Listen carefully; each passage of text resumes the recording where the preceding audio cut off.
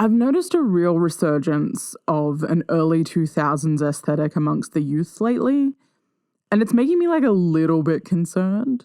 Not because I feel uncool or anything. I'm 30. It would be weird if I cared whether or not the TikTok teens liked my haircut. Mostly, I'm concerned about low-rise jeans making a comeback. I'm hoarding high-waisted pants, like some sort of dragon sitting on top of a fabric mountain and hissing anytime a pair of pants sits under my belly button. This fear was solidified recently when I watched the 2000s reboot of Charlie's Angels. There are 3 extremely beautiful women in that film, and every single one of them, at some point, has a pair of pants that are just the right level of low rise to be like, this has made your torso look like that of an alien. If Lucy Liu, My Girl Drew, and Cameron D cannot make that look good all the time, then I think it's fair to say we shouldn't be loosing low-rise jeans on impressionable teen girls who haven't developed a firm grip on their self-esteem yet. Aside from the jeans, watching the 2000s Charlie's Angels was such a nostalgic good time that I decided to re-watch the 2019 reboot, which was decidedly less of a good time despite trying its absolute darndest, which made me realize Charlie's Angels has been rebooted twice in my living memory. That seems like too many times, to be totally honest with you. Sort of like how I'm old enough to have seen 3 iterations of Spider-Man, and in each one, Uncle Ben died. Like, if you're gonna keep flogging a dead horse, at least pretend you're using a different riding crop each time. Sorry, I wasn't sure how to round out the dead horse metaphor. I went with riding crop, and I kind of regret it. And instead of fixing it, I'm talking about it, thereby flogging another totally separate dead horse. Anyway, there's too many angels, was the point of all that. I'm Alex, this is Pop Culture Boner, the podcast edition, and today I'm thinking about Charlie's Angels.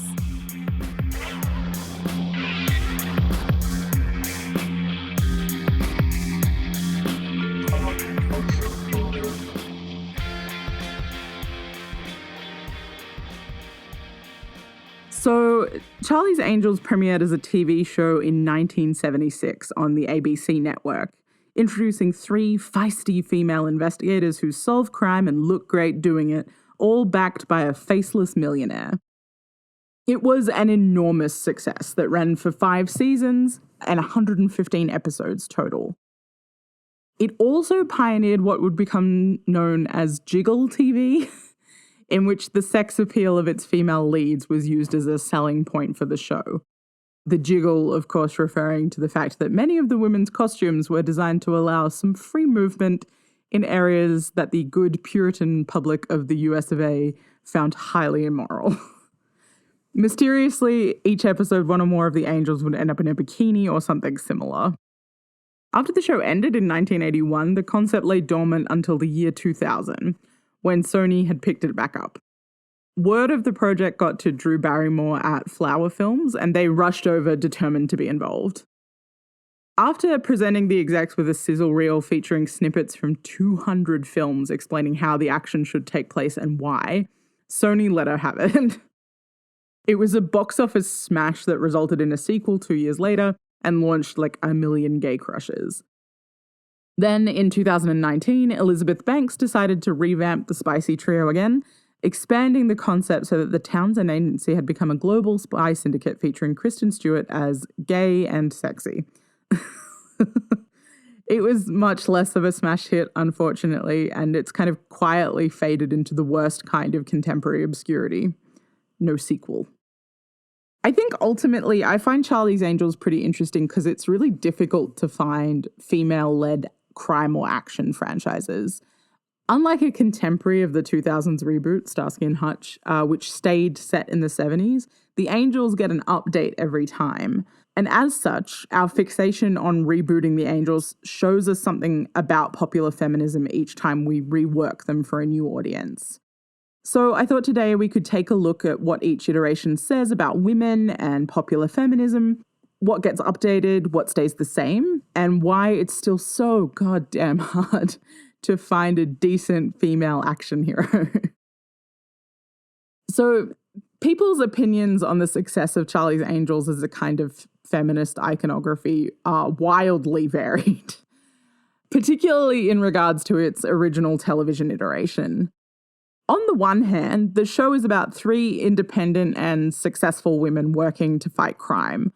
They're smart, capable, and athletic, as exampled by their undercover work as journalists, stunt women, magicians, nurses, cheerleaders, knife throwers, models, prison inmates, violinists, and lifeguards, to name but a few.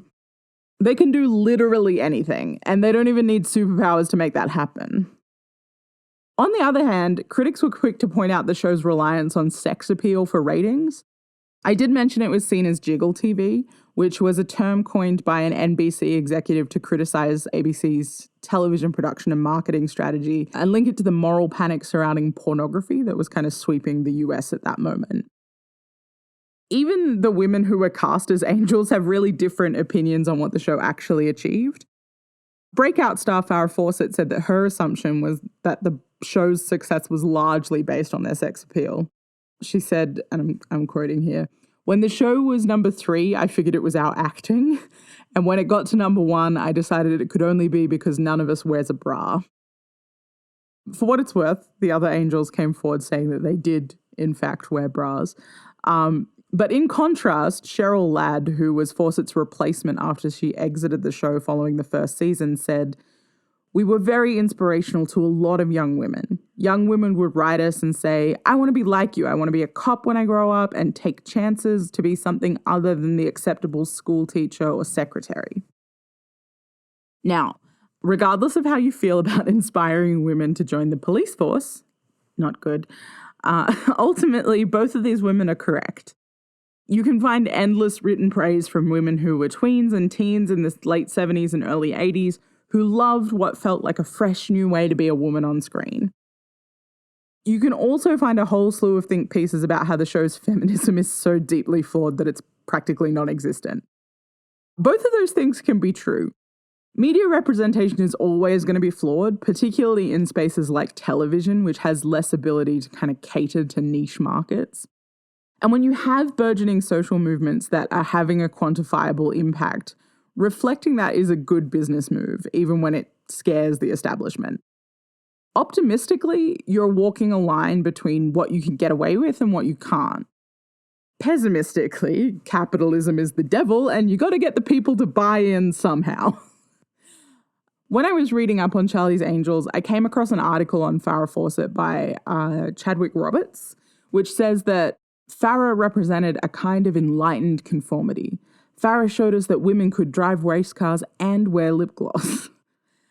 As one of Charlie's Angels, Farrah Fawcett embodies the fantastic. She's athletic and feminine, tough but soft, fearless and physically flawless, made up but natural, a cop and a cover girl.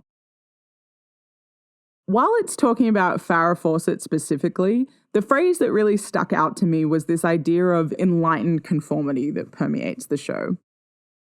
When you look at the time period that the Angels were on the airwaves, they appear at the tail end of the 70s, where second wave feminism was kind of knocking it out of the park in terms of like achieving goals, in the US at least. You had the passing of laws like the Women's Educational Equity Act, and the Pregnancy Discrimination Act. You had outlawing of things like marital rape and the legalization of no-fault divorce, as well as landmark court cases like Roe versus Wade. Now, obviously, we're still working on a lot of these things today, but progress was being made pretty rapidly. Folded into that progress, you have what some would call more radical elements of second wave feminism, which were tied to other radical social movements of the 70s and acknowledge some intersections with race and class, and which have an anti-imperialist bent tied to the anti-war movement that ran from the late 60s to the end of the Vietnam War in 1975. That stuff is a lot scarier and more anti-establishment than saying, like, maybe women doing the same job as a man should be paid at the same rate. Or maybe we shouldn't fire women when they get pregnant. So what you get with a show like Charlie's Angels is a kind of enlightened conformity, which mutes all of the radical impulses of feminism and turns them into something aspirational. The angels have great hair, great clothes, and they're beautiful. Their work taking down criminals doesn't compromise on their femininity. They can kick butt and look great. Plus, they're still controlled by a male anonymous millionaire backer who they can still defer to even when they're shown to be exercising their autonomy. Don't worry, folks. These girls have non-traditional jobs, but they still also have a man in their life to make them feel special and safe. And they can still have normal relationships. Many of the angels have a boyfriend at one point or another, which soothes any anxiety about women being too independent and career-minded to, reproduce and play housewife. Essentially, the show is imperfect, as are all things. While a lot of women came away from it with an idea of empowerment, it also did a lot to reinforce traditional feminine roles, even when reflecting updated ideas of what women could do. By the time the 80s rolled around, viewership numbers were starting to dwindle, which was in line with the changing face of feminism at the time. Powerful women were no longer private investigators who'd finished the police academy and worked in fun and fruitful harmony with their friends. They were aggressive individualists taking over corporate America. The cultural moment that kind of birthed the Angels had passed. For 20 years, Charlie's Angels was the stuff of daytime reruns, until Drew Barrymore, Cameron Diaz, and Lucy Liu took over in the year 2000. Now look, I'm a little bit biased to this iteration of The Angels, and I'm more than happy to admit it. It has an exceptional cast, which features Sam Rockwell, Crispin Glover, Bill Murray, and John Forsythe reprising his role as Charlie. It's perfectly paced, the action is great, and it heavily references stylistic choices from some of my favorite action films. It's perfect camp, and I love it with all of my heart. The sequel, which arrived in 2003, is definitely not as good, but it's still a pretty fun time. But that doesn't mean we can't pick it apart. So what changed from 1981 to 2000? The film rests on three separate archetypes for the girls' characters. One is tough, one is smart, and one is strong. In their intro scenes, they're shown winning Jeopardy, flying a space mission with NASA, or punching out a drill sergeant. However, these girls exist in a post-Sex and the City world. Now, Sex and the City premiered in 1998, and while you can debate forever, literally until the end of time, about whether Sex and the City constitutes feminism, anti-feminism, post-feminism, or some other adjacent feminist disaster zone, it did put a very specific type of woman on our screens. A girl who is trying her best to have it all. Dream job, dream man, dream wardrobe. And figuring it out with a little bit of help from her friends. While the Angels are campier and more fun than Carrie and Co., I think you can see echoes of the Sex and the City formula in the updates that are made to the Angels. They're dealing with the practicalities of girls can do anything, women can have it all kind of feminism. Namely, the age-old question of how you actually manage the juggling act of having it all. If the first iteration of the Angels took place against the backdrop of 1970s second-wave feminism, Charlie's Angels 2000 took place against, the backwash. In their book, Manifesta, Young Women, Feminism and Future, Jennifer Baumgartner and Amy Richards say that feminism post-second wave was kind of taken for granted. They call it fluoride in the water, so it's sort of unnoticed, but it's omnipresent. But it was pretty abundantly clear to anyone who wasn't straight, white, and middle class that the achievements of the second wave didn't actually benefit everyone. The radical elements that I mentioned earlier, those that focused on race, class, and anti-imperialist narratives, were often driven by women of color, particularly Black women, whose struggles continued even after people had started coining the term post-feminism because some white women were now allowed in boardrooms. I'm being flippant, and it's obviously more complicated than I can compress into the 20 minutes of this podcast. But ultimately, third-wave feminism meant that throughout the 90s and noughties, we were seeing more nuanced discussions around intersectionality, gender identity, and sex positivity. We were also seeing a rise in personal storytelling to further those causes. But you don't really get any of that in Charlie's Angels. Lucy Liu's presence makes the film a little less white than its predecessor, and Dylan, played by Drew Barrymore, has casual sex with two men over the course of the film, both of which could be seen as reflecting some of the social shifts that were happening around representation in media and sex positivity, sort of if you squint. But there's no teeth. Like its predecessor, the movie conceptually absorbs all of the more radical politics happening around it and mutes the hard parts, especially around race. On screen, Lucy Liu's race is a punchline on one occasion, and off screen, she was paid $15 million less than Cameron Diaz. Or the girls are actively punished for their subversive behaviour. So one of the men Dylan sleeps with tries to kill her multiple times afterward as punishment for her bad judgment. Once again, we needn't worry that these women are too independent or intelligent to conform to the standards of socially acceptable women. They're just modern gals trying desperately to juggle having it all. Alex, who is Lucy Liu's character, is dating an actor who thinks she's a bikini waxer and is dealing with the pressures of being a good girlfriend. She's shown hacking computers, rewiring explosives, and working on race cars, but the domestic task of baking edible blueberry muffins somehow escapes her. Natalie, played by Cameron Diaz, is trying to set up a date over the phone while engaging in hand-to-hand combat. She even yells, "Do you know how hard it is to find a good man in Los Angeles?" when the leather-clad villain, hangs up on her boyfriend. Dylan is dealing with the fact that she slept with the villain of the piece and also a guy who refers to himself in the third person. That last one is a little less relatable and maybe a little bit more super spy specific. But otherwise, these are all very campy, dialed-up versions of trying to balance a personal life and a career while still looking great. Plus, they're still under the thumb of Charlie, who directs them from afar. And while they do ultimately work to save him in this film, it's still condescendingly framed as the angels having daddy issues, which is yet another affliction of the mid-noughties woman. Which brings us to the final iteration of Charlie's Angels in 2019. Having asked just how can women have it all over and over and over again from 1990 to 2010, we finally came up with, I don't know, man, with great difficulty probably, and then we moved on to something new. In this iteration of the Angels, they're chasing a mole in the globally expanded Townsend Agency.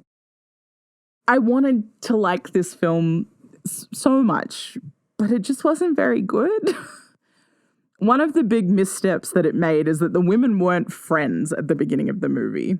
They're adversarial until eventually Sabina, who's played by Kristen Stewart, almost dies. And even then she says, "I wasn't sure you liked me. I'm really annoying." A huge part of the show and the first film is that it's surprisingly hard to find movies that just show women who like each other and are friends. And even harder, again, in the action genre. The Angels are never shown getting to know each other. They're just women who are best friends and fight crime.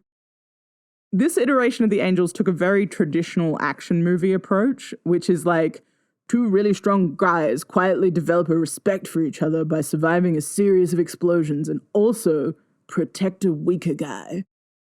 Which is not a dynamic that I hate per se, but it's not the Angels. In the 20 years since the last iteration of the Angels, it probably won't surprise you when I say that we're still treading over a lot of the same ground we were previously with regards to addressing the various inequalities plaguing our society. Racism, homophobia, transphobia, income inequality, gendered violence, and slut-shaming still all run varying degrees of rampant. However, one of the key differences is that in the last 2 decades, feminism has gone digital. Social networks and sharing mean that there is unprecedented access to information from diverse perspectives and a power to share experiences. Movements like Me Too have successfully highlighted the really pervasive nature of sexual violence in a variety of industries and sparked really important public conversations about gendered violence.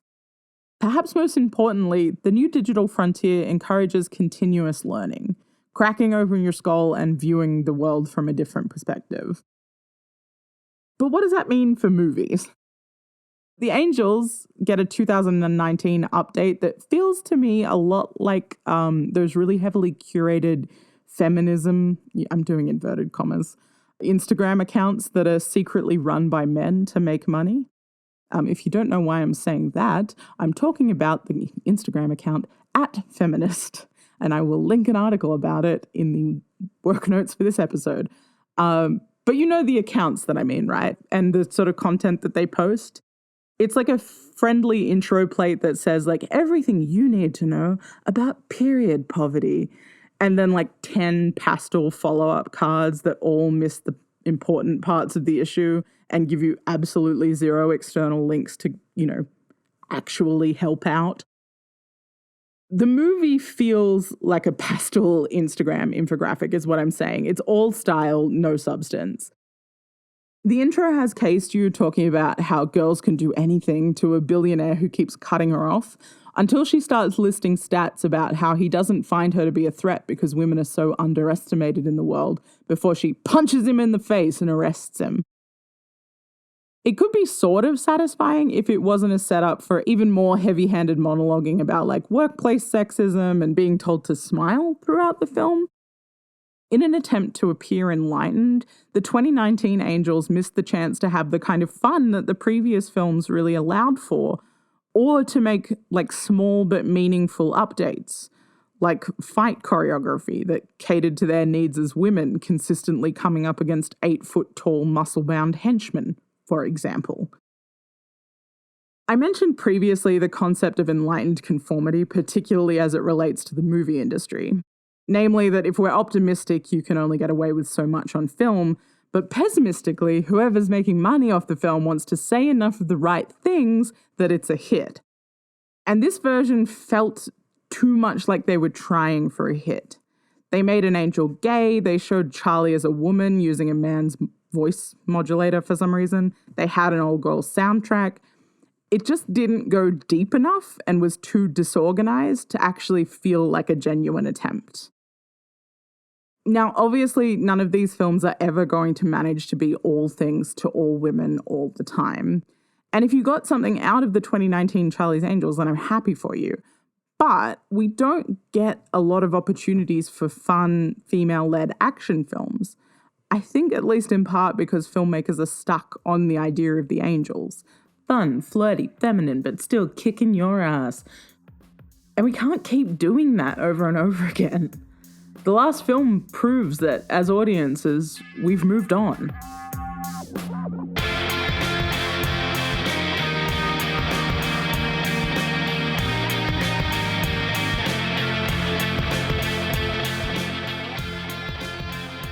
Well, it turns out I had more to say on Charlie's Angels than I initially anticipated. And I didn't even touch on soundtracks, racism, or proper fight choreography, which were things that I had written like 3 pages of notes on.